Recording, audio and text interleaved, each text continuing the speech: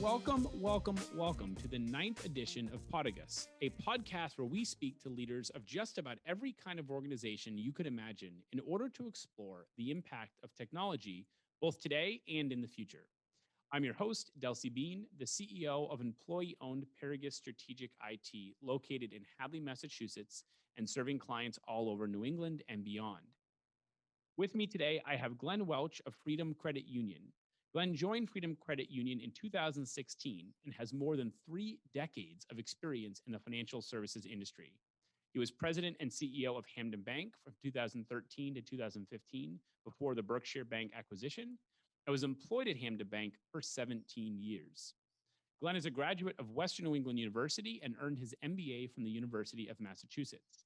He is currently active on many boards throughout the Pioneer Valley, including Wayfinders, Pathlight, the Business School Advisory Board at Western New England University, Develop Springfield, and Springfield Business Leaders for Education.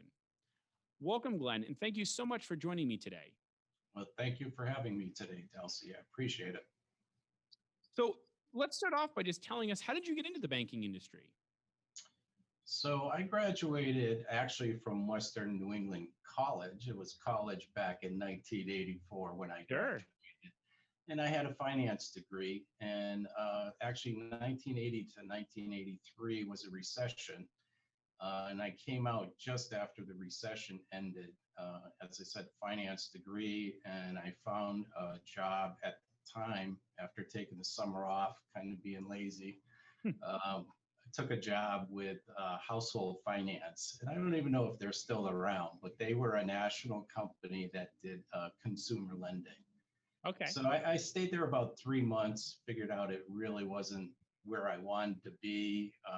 They really charge high rates to consumers, and a local bank, Bank of New England West, actually had a job opening, and I applied there. And I've been in banking, as you said, 30 plus years, which just seems incredible to me at this point in time. So before we go any further, what I find is helpful is tell us a little bit about how technology savvy you would describe yourself to be. So as I thought about that, I was thinking when I first got into banking, didn't even have a computer on my desk.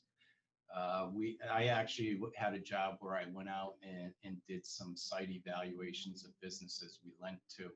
I had to come back, fill out a paper, on paper, the report, hand it over to an administrator who typed it for me. I got it back, I edited it, got it back to her until it was done. Then my next job in banking, I worked as a credit analyst. So we analyzed those businesses that were looking to borrow money. And in that job, we did have a computer, but we had one, and it was sitting on a desk, and you had to sign up for like an hour slot. So you still hand wrote things, went over the computer, typed it in, gave it to your supervisor who edited it, and then you had to sign up for another hour to go back and edit it. So that's how my career started with zero technology. Yeah, man. At that point in time. Now I'm sitting here, I have 2 screens on my desk here. I sign in from my VPN at home, iPad, iPhone, everything. So in my career, it's just incredible to me how far technology has come. And as you know, every couple of years, it seems to multiply by 2 anyway. And so that's now very much a lot of technology. And I guess I do okay. I keep learning every day, so that's a good thing. Yeah, so it sounds like, would you describe yourself as a techie? No, not at all. But I do have to be very aware of the technology that's in our business, sir. Of course. And we'll talk more about that in just a second. So you've already alluded to this a little bit, but I'd love for you to continue to expand. You've been in banking for 3 decades. You've already talked a little bit about some of the changes that you've seen in technology and how it's impacted the banking community. What other ways have you seen technology have an impact, especially in the last 3 to 5 years?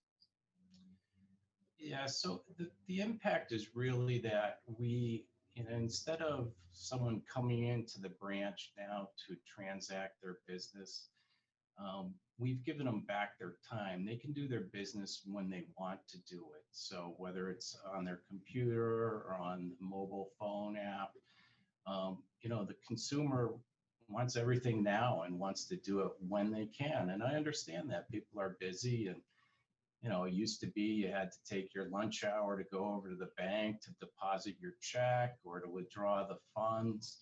And, now you can do all those things without having to interact with us, which is is a little bit of a problem for us because you don't quite develop the relationship necessarily that you used to have. When somebody came in every Thursday afternoon, the teller recognized them, cashed their check, and said, "Thank you, Mr. Smith," and on their way, and they could ask things about banking.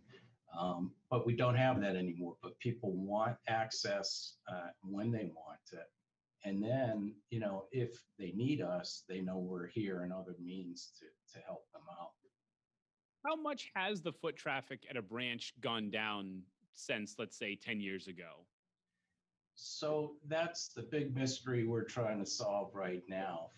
From 10 years ago, it's down, but we don't really know what the impact after COVID will be.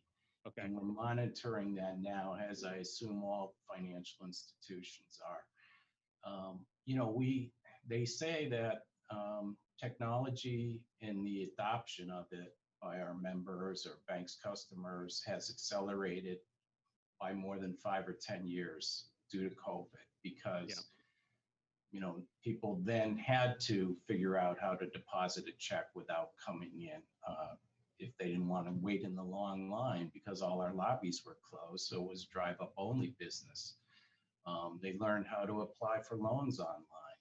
So it's a big mystery we're going to solve probably in the next 6-9 months, really understand.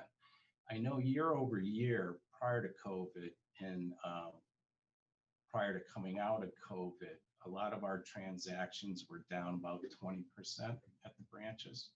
Got it. So again, we don't know how much that is going to return, or if that's a permanent behavior change. And is this something you would have predicted 5 years ago, 10 years ago, that branches were going to significantly decline in kind of the way people transacted with the bank? I don't know that I would have predicted it. People more technologically savvy might have been able to figure it out. But over my career, we've always had enhancements for people to utilize, but they don't seem to use them. And in this case, we kind of forced it on them. They had to learn. Prior to that was a nice thing to have, and people used it or they didn't use it.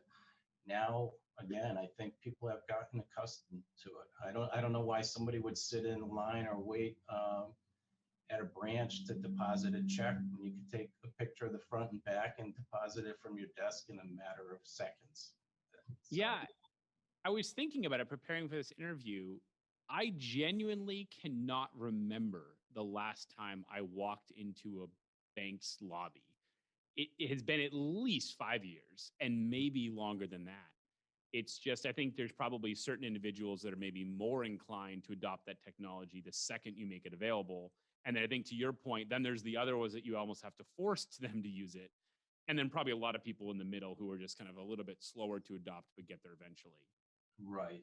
And what we're hearing is that people want to know we're here, that we have the brick and mortar, that they can come in and talk to us when they need to.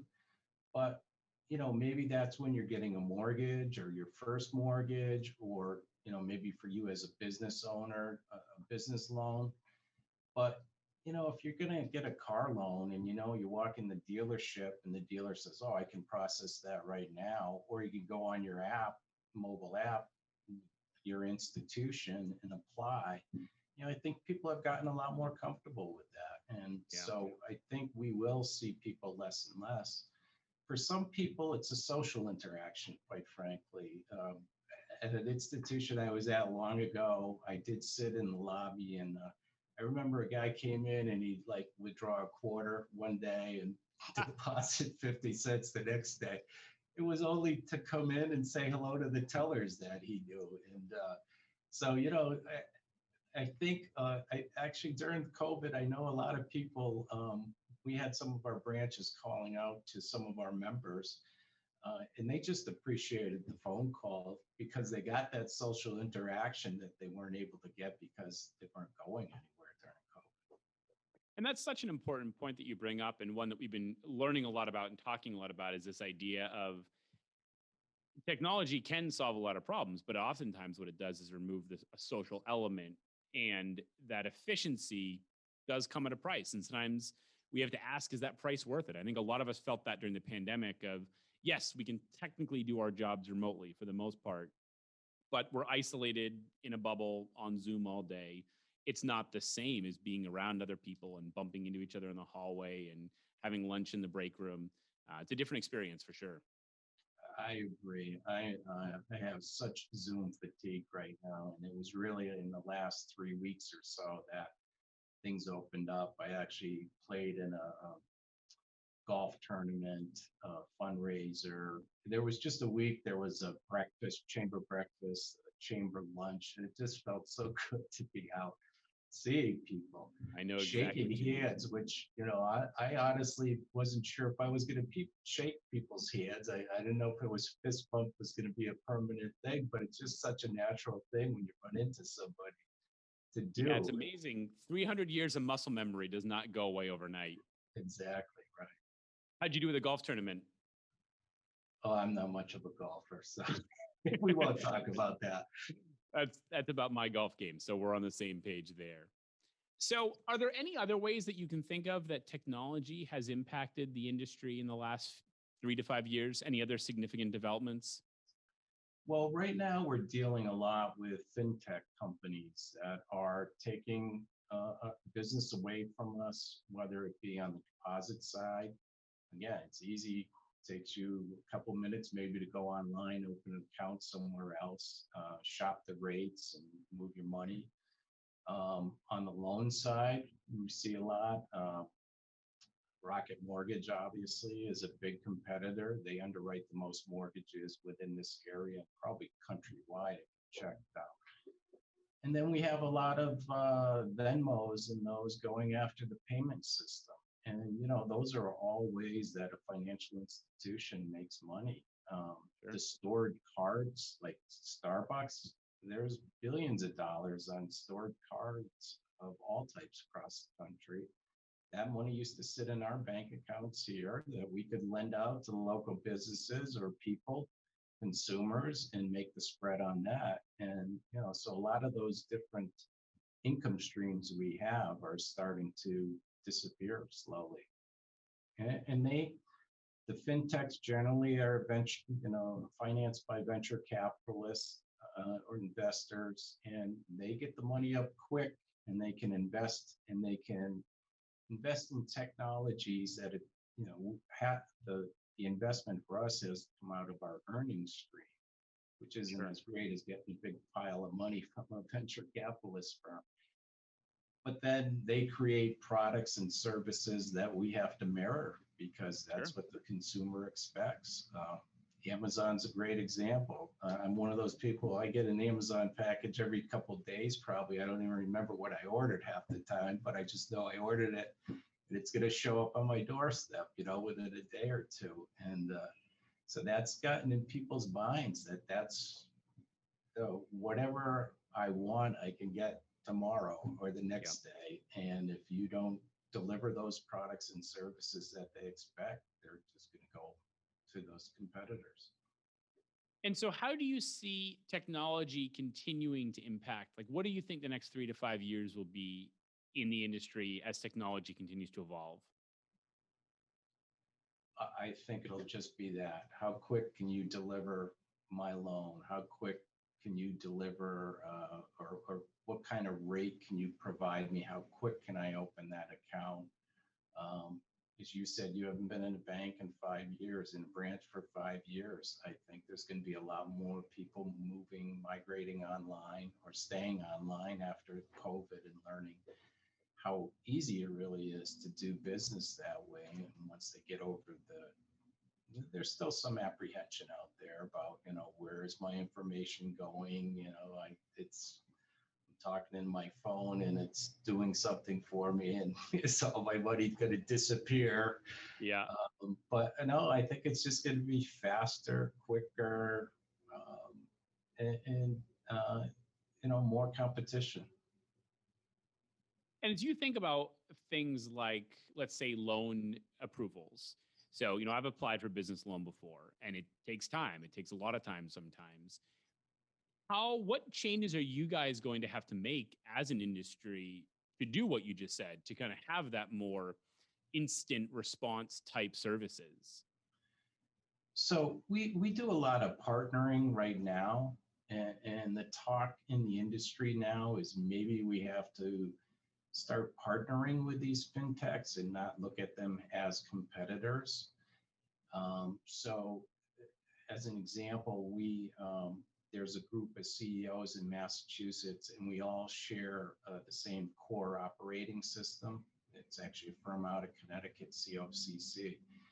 And the CEOs have all gotten together, and we're probably all about, like me, not the most tech savvy, but aware of things going on in the industry. And we're trying to, as a group, come together and figure out what those next product services are, and whether or not we partner with fintech companies that can work with the COCC, our service provider, to offer those products and services that we're going to need to. So, partnerships like that might be the way we go. There's also in the credit union industry, CUSOs, credit union service organizations, and they aren't necessarily competitors. They are systems, product, services that you can kind of buckle on to your existing technology platform, and they exist solely within the credit union world. So maybe 10 credit unions could share this service or that service as an example, and it's not really that much technology related, but we have partnered up with one of these CUSOs that does our collections for problem loans. So It's a way to have a product service without investing yourself in the technology, but investing in a partnership. And they are able to set these up because they get a number of customers or members like Freedom Credit Union to be part of it, so they can share the costs across many different institutions. That makes a lot of sense. So as you think about technology in the future, is there something that you think could be totally disruptive that would be a game changer? I'm sure there could be, Delcy, and if I knew, I'd make a fortune and not have to work. Again, going back to when I started, like you said, in my third decade, I guess I'm actually in my fourth decade in banking. I would have never, I would have never imagined it. My first cell phone was in a bag this big, carrying around in the car. And it was just a phone. It wasn't, it wasn't a mobile phone, smartphone with all the capabilities that they have today. So, yeah, I wish I knew the answer, but I don't. I just know that technology is going to be huge. And eventually we're going to get to the point where people, have grown up with it so much, there's not going to be the apprehension. Let's face it, there's a lot of older members and customers of banks, especially in this area, but eventually the younger people are going to, move beyond their student years, and they've all grown up with technology. They don't know anything different than that. Yeah. So the technology is just going to be improving, and everybody's going to be used to using it. So there won't be that apprehension. So at that point, I can't imagine you'll see as many branches out there of credit unions or banks.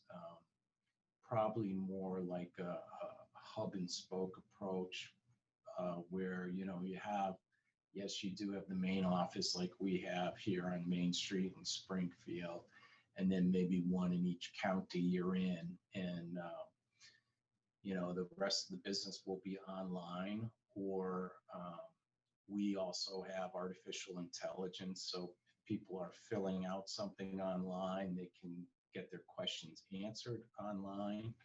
Or we also have now some video capabilities. So if, say, you're filling out your mortgage app and you're stuck on a certain section, you can actually get a link from us, call into a call center, and be talking just like you and I are, and walk you through the mortgage app and where you're stuck to Well, that's very cool. get it done. Yeah.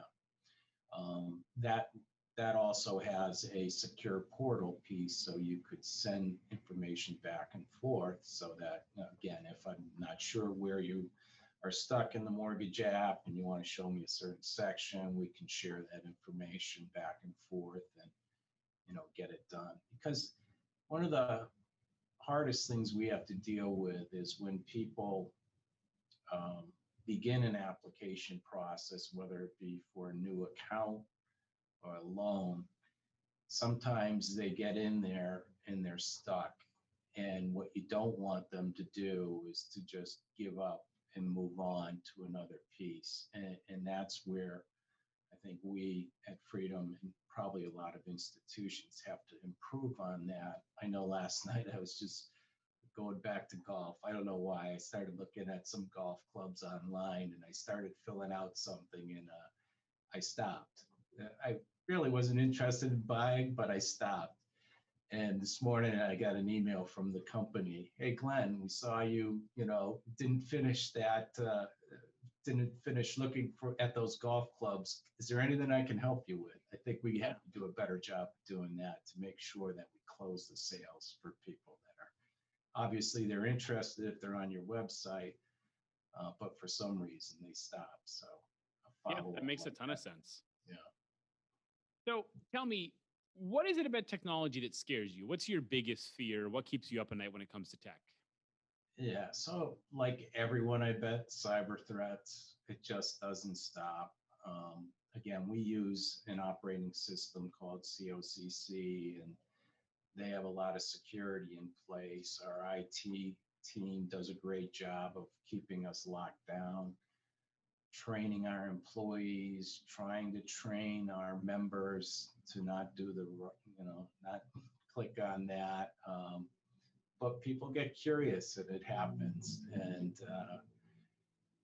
I was at actually an in-person conference a few weeks ago, and they had an IT firm talking about it, and the sophistication of the hackers and their willingness to be patient now as they've matured into such an industry. It's pretty scary that they'll sit on your system. And I think the guy said something like 9 or 10 months is a good average now. In the old days, I guess they'd make a quick hit, couple days, say, I got some of your data. Now they'll sit there and collect, and they're collecting from your direct vendor and their vendor and their vendor, and getting all this information. It was really eye-opening to me, but also very scary. So that's what keeps me up at night. And again, I think it keeps a lot of people up at night. The recent events across the country with the meat packing firm, the pipeline, more recently, that firm Kayesa or something. Kaseya, yeah. Last week got hacked. It just doesn't stop. Just doesn't stop. Yeah, and there isn't an end in sight. So I share that fear. I mean, I can't even tell you that Friday night when that Kaseya attack was going on, fortunately, it's not a product that we use, but it could have been. It was just a little too close for comfort that it really was quite scary. Right. And sometimes that might be a fourth layer down from the real vendor you're contracting with, right? And you need to explore that. So yeah, you never know. It's again, it's scary, and it doesn't seem like it's going to stop anytime soon. They're just getting more and more sophisticated. Have you had the misfortune to ever experience a major outage or technology disaster? You gonna jinx me now, Dulcie? I'll knock on wood for you. Me too. No, we haven't. But again, something like what happened last week makes you really scramble. My IT group, I think it was last Friday, was reaching out to our core vendor, and they were checking already with their vendors. And so again, no, we haven't. We have seen some of our members that have gotten hacked. It's especially during COVID, a lot of fraud was going on. A lot of people calling around and getting information that the members probably shouldn't have shared, but they did. So no, thankfully we haven't. And that's all our partnerships. We work hard to make sure that we know who they are and how secure they are too. It's part of our vendor management system. Yeah, I mean, the banks seem to do, I think, one of the better jobs of taking it seriously. So it's good to see that you guys that it's paid off, that you've got kind of the benefit of putting all that time and effort into it. Yeah, and it is part of when our regulators come in. They expect a plan to be in place. They expect us to do the pen tests. They expect us to do the social engineering. There's a lot of things they expect us to do because obviously we have non-public information on, we have 31,400 members here, and we have information on them that can't get out in the public. So, yeah. We're not always fond of regulators, but we do understand our responsibility. Yeah, it's funny when you think about regulation, right? Because on the one hand, you're so heavily regulated, probably one of the most regulated industries in the country. On the other hand, firms like ours who manage the technology for firms like yours, we're completely unregulated. Right. We have absolutely no certifications. I was telling somebody the other day, you need more licensure and more certification to cut hair than you do to manage a $10 million IT company that is overseeing hundreds of clients' IT networks. Wow. It's a strange kind of world where somehow we've gotten away with not having a regulatory body. Right. And if you think about it, the bad actors, I mean,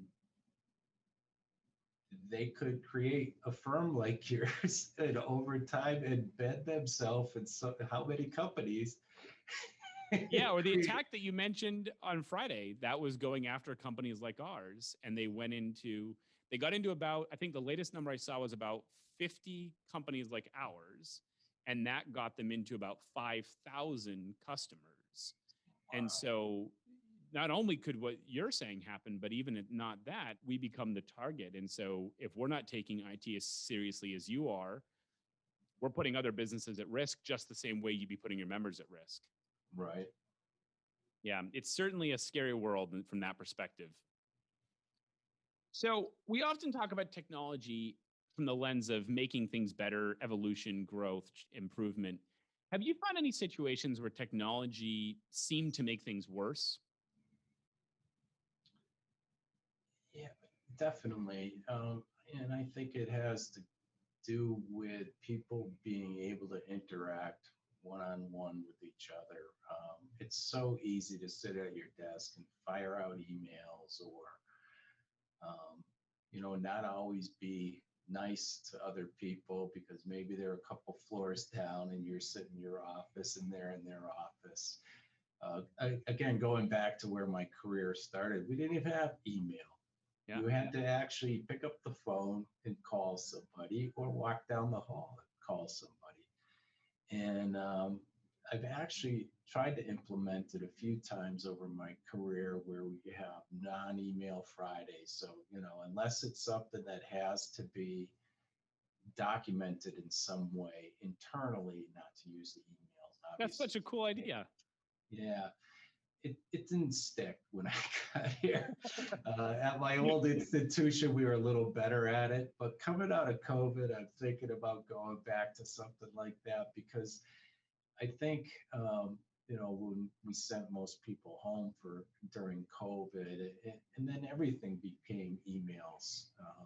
And I think people just had to get back to working with one another and again, walking down the hall, knock on the door and say, hey, Delcy, I got to talk to you about this rather than just shooting an email.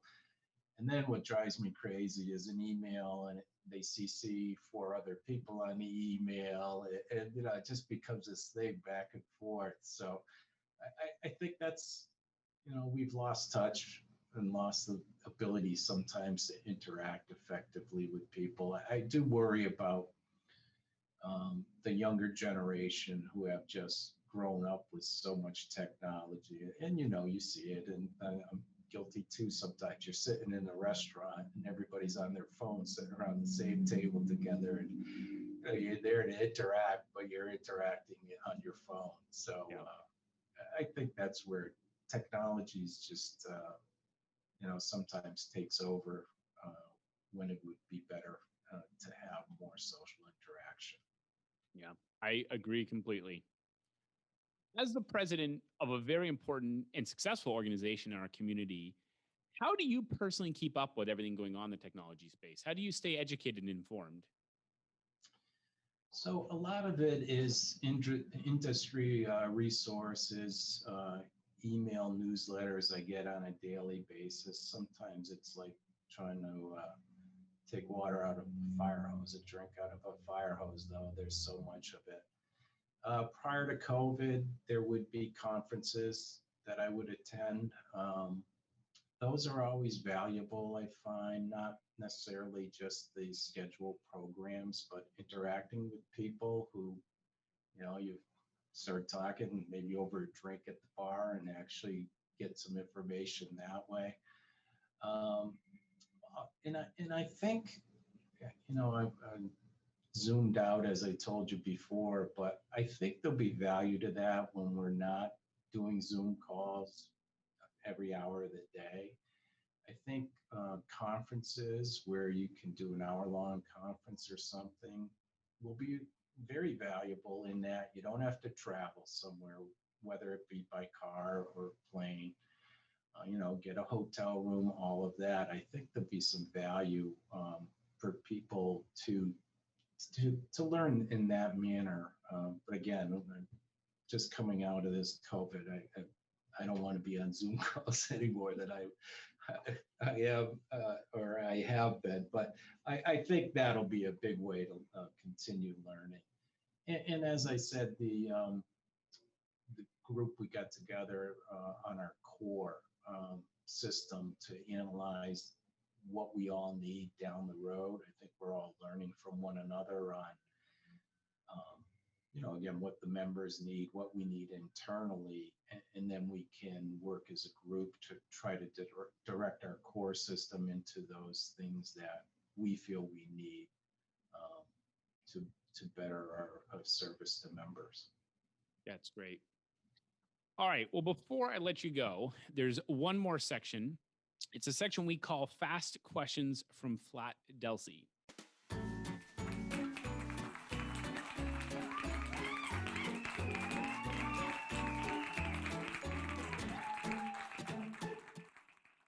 Thanks, Delcy, and good morning, Glen. In just a moment, I'm going to read you a series of choices, and your job is to respond as quickly as possible. Are you ready? I'm ready. Tacos or burritos? Tacos. Netflix or cable? Netflix. Eggs or pancakes? Eggs. Candy or popcorn? Popcorn. Vermont or New Hampshire? Vermont. Coffee or tea? Coffee. Boat or plane? Boat. And drums or bass? Drums. Glen, I want to thank you so much for being our guest today. I have thoroughly enjoyed our conversation, and I know that our audience will as well. Well, again, I appreciate you having me on, Kelsey. Thank you very much.